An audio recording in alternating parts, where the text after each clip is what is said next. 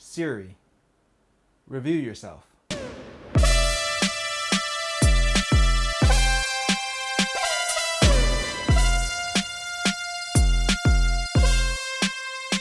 In honor of our fallen comrade, the original HomePod, I'm here to review the HomePod Mini like I did the original HomePod back in 2019. And I'm happy to say that this review isn't going to be as negative because this is only $100. So let's get into what I like and what I dislike about the HomePod and overall who I would recommend to buy it. So let's start with the most obvious thing. The thing that you see is the design. And I think the HomePod Mini looks really good. It kind of reminds me of the new Echo Dot because they're doing that whole circular thing now. It has this cloth mesh around it similar to the original HomePod, except this feels a lot more like cloth. And at some points it feels like it moves a little bit if you press hard enough on it. So this definitely feels like cloth. The original HomePod felt more like plastic, even though it did have like a cloth type exterior. And then at the top you just have your volume plus and minus, which are always there. They're kind of etched in, unlike the original HomePod, which I think is a good thing because they're always visible.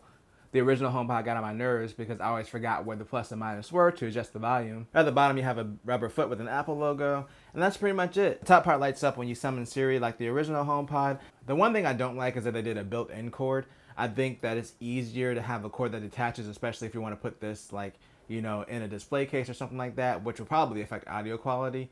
But like if you wanted to do that, you have to pretty much run the cord through and then out the back versus being able to pull it up through whatever you're trying to plug it into because it doesn't detach. It does detach on the other end. The other end is just USB-C, so you can plug it into whatever power brick you want as long as it has enough wattage to support it. This one includes a 20-watt power brick, so if you do want to use a different power brick, then I would recommend something that's at least 20 watts.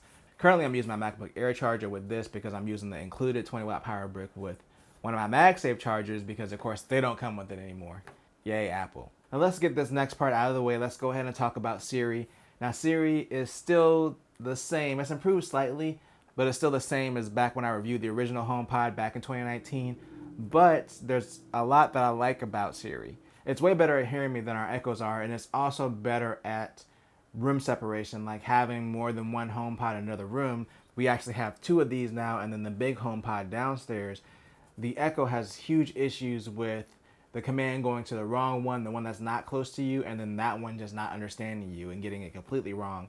And then on top of that, the Echo just gets stuff wrong a lot. I'd say like 30% of the time it misfires and gets something wrong. And then also the Echoes just have a bigger issue with false triggers and also reacting to them. Sometimes Siri does summon itself without me saying the command, but usually it just turns off and doesn't do anything, whereas the Echo summons itself a lot more frequently.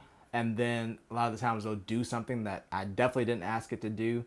We have our Echoes set to make a tone when it's summoned, so that way we know it's listening. So we know whenever it goes off, and it does go off a lot without us saying the magical A word. I've lived with the Echoes since 2016. I've had a HomePod since towards the end of 2019, and the HomePod's really grown on me. Like when I go out of my way to use it, it's just a way better experience. I'd say it's right 80% of the time. The Echoes right 70% of the time, and it's just a lot faster. Like it's a lot snappier when I ask it to do something like turn on the lights or something like that. It's way faster than the Echo.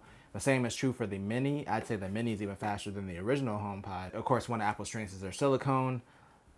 To me, Amazon devices in general have always been weak on that side. They've always used cheaper processors, and it definitely shows here. This is a snappy device.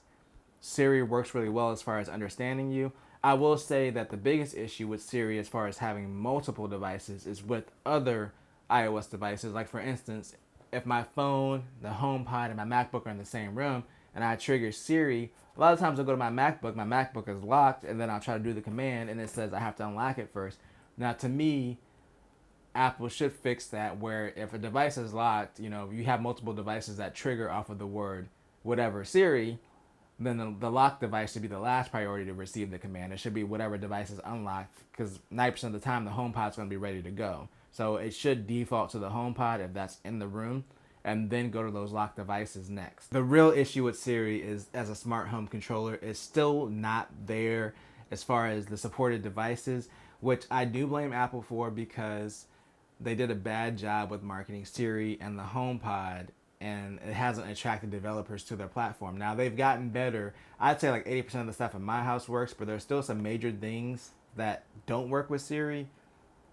Like my Logitech Harmony, that's the biggest thing to me.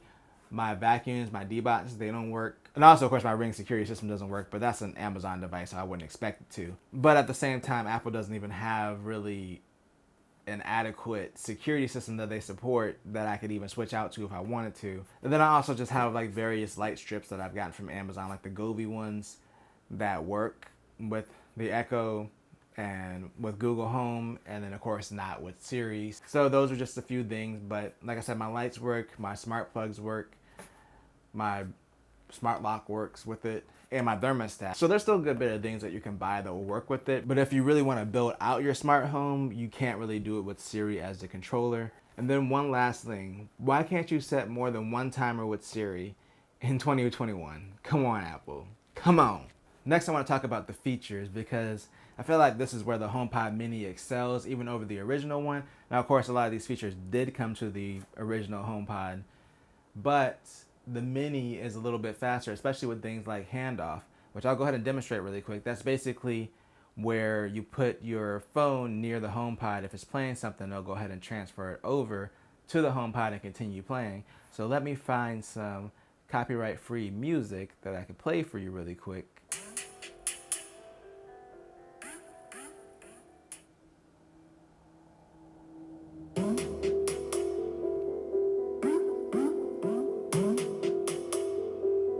So handoff works pretty seamlessly. If you're playing something and you just put your phone near it, it fades out on your phone and then fades in on the HomePod, and it'll continue playing.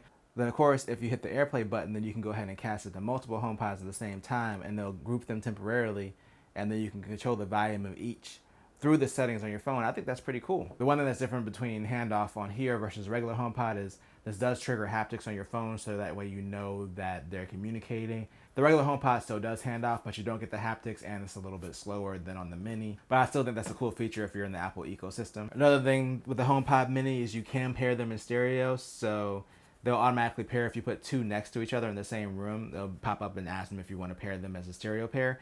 And that's pretty cool. I mean, these are $100 each, so I definitely see this being more of a thing than with the original HomePod, because when they announced it with the original one, and they came out at $350 each, I know the price dropped later to $300, but I'm like, who's really gonna spend $700 on two of these to actually do that? With these, it's much more likely, considering how cheap they are, and the fact that it happens automatically is pretty cool. Another thing new to the HomePod Mini, or to the HomePod family in general, is intercom.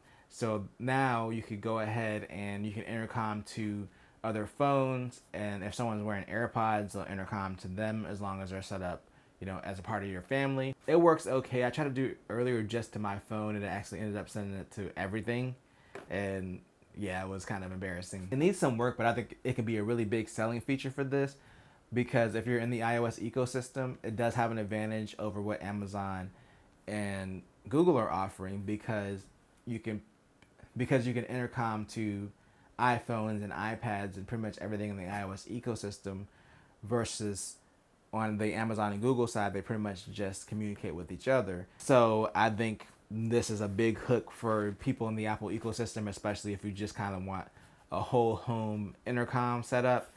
These are cheap enough. If you're bougie enough, you can afford like 3 or 4. I mean, I have 2 because I'm kind of bougie, but I could definitely see somebody getting like a bunch of these and having them around the house and having like a whole intercom system plus a whole home music system. That's not a bad price for this cool little speaker. Now let's talk about the audio a little bit. I mentioned this in the unboxing. No, this is not as good as the regular HomePod, but it's really good, especially for a speaker this small. Like when I saw how small this was in comparison to the HomePod, I was shocked.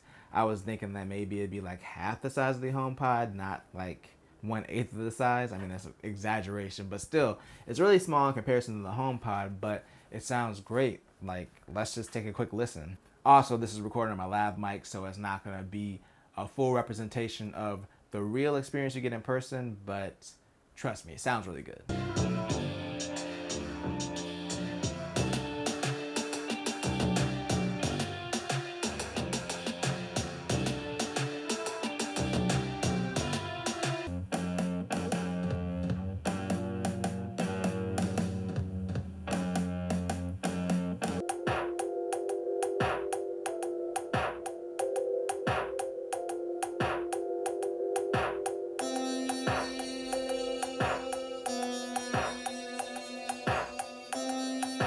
So yeah, the audio is really good. Surprisingly deep bass for a speaker this small, and it still retains a lot of its clarity. Now it's not as clear like as far as vocals as the regular HomePod, which has a deep bass but also keeps everything very clear.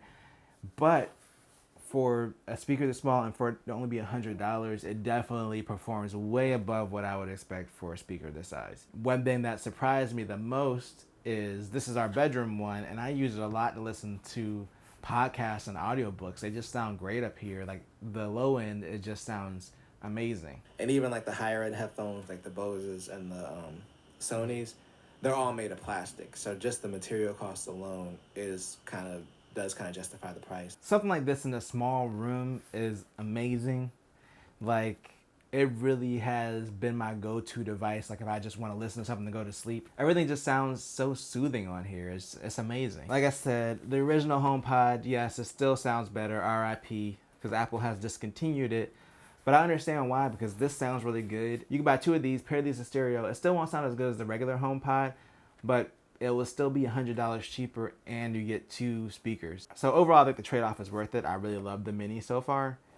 It's just a fantastic speaker. So conclusions time.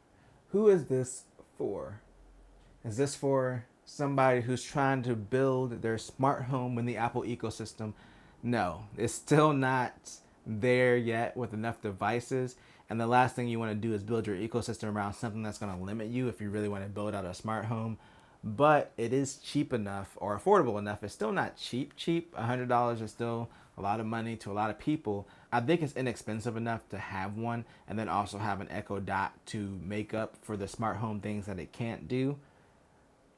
The biggest draw to me, the person I would recommend this to, is if you're in the Apple ecosystem, you want to have a whole home audio setup on the cheap, or you want to be able to like have a living room speaker maybe for, I don't know, voice calls with your family, or you want to be able to page your kids or something like that if they have their headphones in. Kind of the thing that Apple said in their presentation.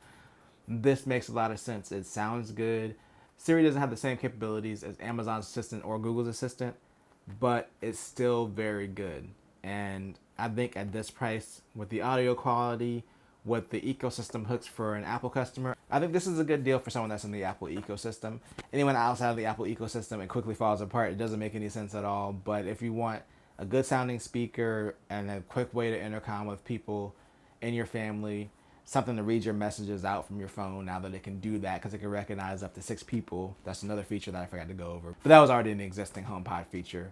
But yeah, I think for the Apple enthusiast, it's a really good deal. Well, that's my review of the HomePod Mini. And if you enjoyed this video, then make sure to tell a friend, tell a coworker, like, share, and subscribe.